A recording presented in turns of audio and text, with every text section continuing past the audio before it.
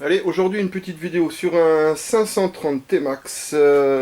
Donc montage des choses que je monte pas régulièrement. J'aime pas trop monter tous ces accessoires.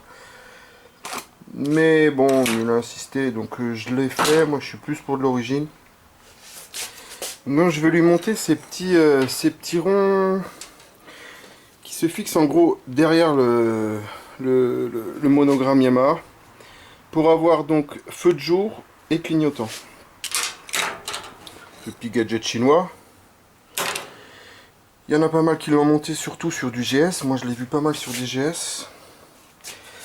Deuxième chose, bon, c'est juste un petit plaquet, un jeu de plaquettes arrière et un vérin, enfin le jeu de vérin de sel. Pas le jeu.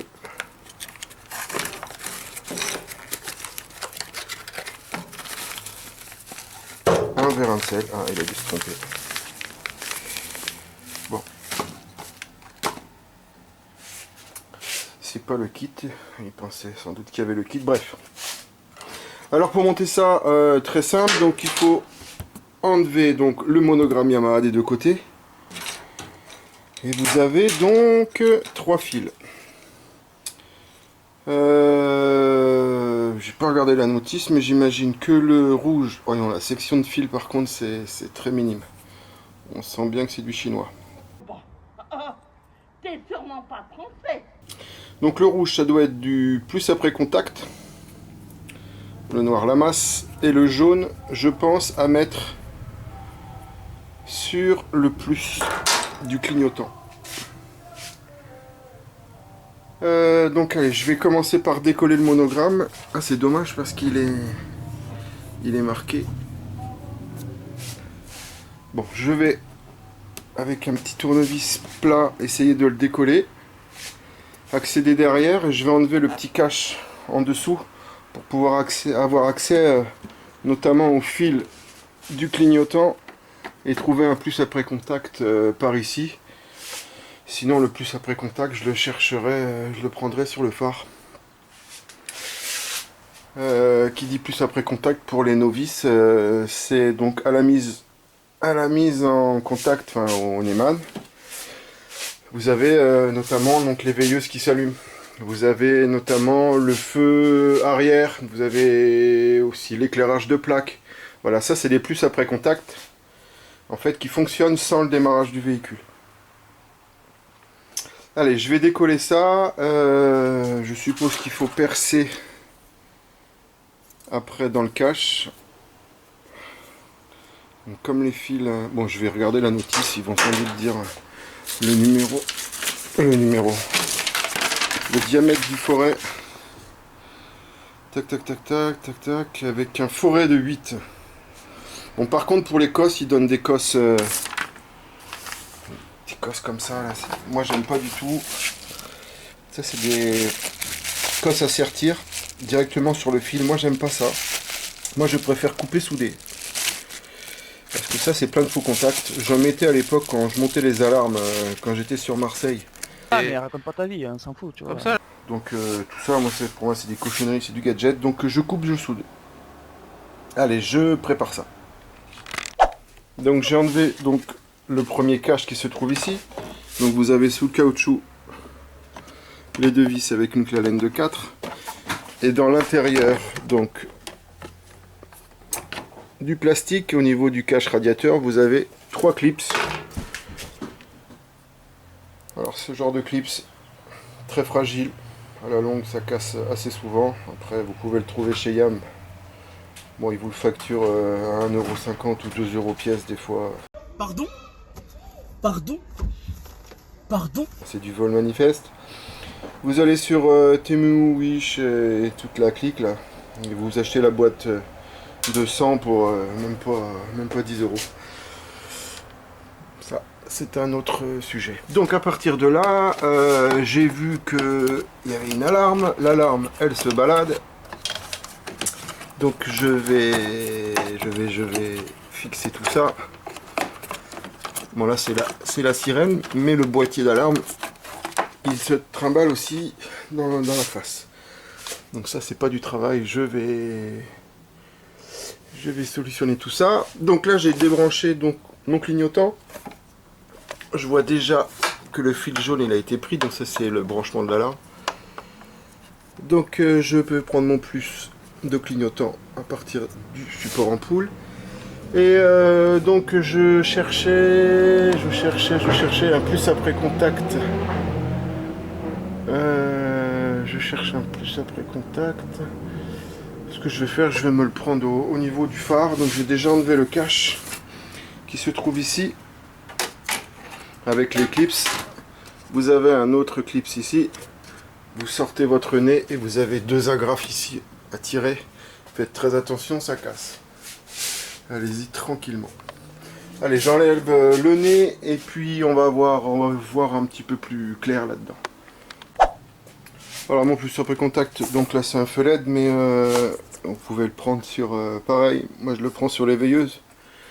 Donc je vais contrôler, mais j'ai du 12 volts au fil bleu. Donc je vais me piquer mon plus après contact sur le fil bleu. Et mon clignotant, je vais me prendre au... Ah, ça ne marche plus. Il faut contact. Je vais me prendre au... Le marron. Ils l'ont piqué dessus. Ouais, le marron. Donc je me pique au marron pour donc le clignotant, c'est-à-dire le... J'ai pas regardé la notice. Mais ça peut être que le jaune. Fil jaune du clignotant. Je ramasse le noir. Voilà, donc comme je vous ai dit, je coupe et je soude. Moi j'aime pas faire ces bricolages. Je vais refixer l'alarme qui se balade parce qu'un jour ou l'autre elle ne fonctionnera plus. Bon, c'est une alarme adaptable. Allez, à tout de suite. Allez, je reviens au branchement. Donc ce que j'avais dit, je prenais du plus après contact sur mes veilleuses. Donc là, comme j'ai dit, c'est un phare LED, mais sur un phare normal, c'est pareil. Vous prenez le plus des veilleuses. Donc j'ai branché mon côté droit, mon côté gauche ici, sur le même plus après contact qui se trouve ici. J'ai donc soudé, je vais mettre un isolant pour bien fixer donc mes fils parce qu'ils ne laissent pas assez de mou. En fait, j'ai pris mon plus après contact un peu loin. Voilà, voilà, si vous pouvez le prendre un peu plus près, si vous trouvez un peu plus près, et je dis pas sur T-Max, ça peut être sur pas mal de motos. Ce que j'ai fait, moi j'ai juste rajouté du fil, donc mon marron comme mon marron de clignotant et mon noir pour ma masse, et comme ça je vais bien passer les fils dans la face pour pas qu'ils ne se baladent à droite à gauche. Je vais faire la même chose de l'autre côté. Alors j'ai déjà fixé mon anneau, j'ai donc percé en 8,5, en 8 la cosse donc cette cosse ne passait pas. Donc j'ai percé en 8,5, j'ai passé mon faisceau dedans, je l'ai collé. Maintenant il reste à donc coller le monogramme comme ça, voilà. J'ai peur que ça ne fonctionne pas, que ça ne tienne pas avec le double face qu'il donne. Donc ce que je vais faire, je vais le coller, voilà, néoprène. Et comme ça, ça fera un peu plus, disons, comment dire, ça fera un peu plus serré, il ne sortira pas le monogramme, on verra pas le double face. Voilà, donc il me reste à souder donc au niveau de mon clignotant. Je vais prendre ma masse à ma masse de clignotant également. Le fil jaune, comme je vous ai dit, ça c'est le fil des clignotants de l'alarme, donc je me repique pareil au même endroit. Je vais faire la même chose donc de l'autre côté et je vous reprends après pour la mise en fonction de tout ça. Je vois qu'il manque un peu de liquide, je vais lui remettre du liquide. Et donc voilà, bah, tout se passe bien, c'est un peu long, mais... C'est long, c'est trop long. Allez, voilà, j'ai fini mon branchement. Donc j'ai rallonger donc mes fils de l'autre côté. Ça c'est la partie finie. Donc ça fait une petite épaisseur.